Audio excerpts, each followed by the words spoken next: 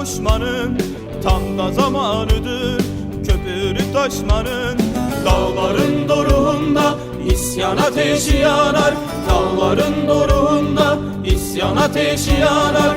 Al gel sen de meşaleni, yürü dağlara, yürü dağlara, yürü dağlara.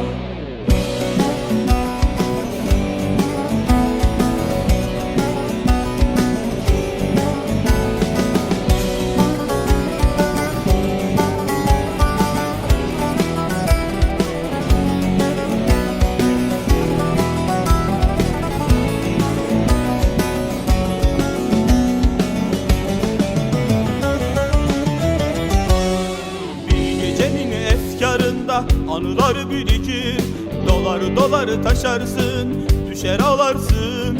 Bir gecenin efkarında anılar birikir, dolar dolar taşarsın, düşer ağlarsın. Dağlarımızda çiçekler, kızıl güller açmış. Dağlarımızda çiçekler, kızıl güller açmış. Al koynuna güllerini, yürü dağlara, yürü dağlara, yürü dağlara.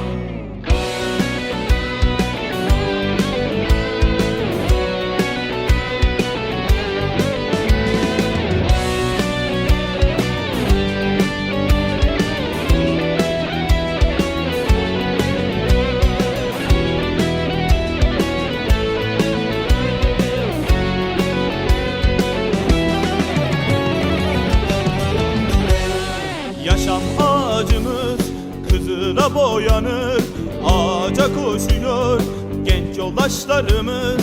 Yaşam ağacımız kızıla boyanır, ağaca koşuyor genç yoldaşlarımız. Bir ağaçtan bin ağaca, bin ağaçtan ormanlara, bir ağaçtan bin ağaca, bin ağaçtan ormanlara. Koşar durur genç yoldaşlar, durduramazsın, durduramazsın, durduramazsın.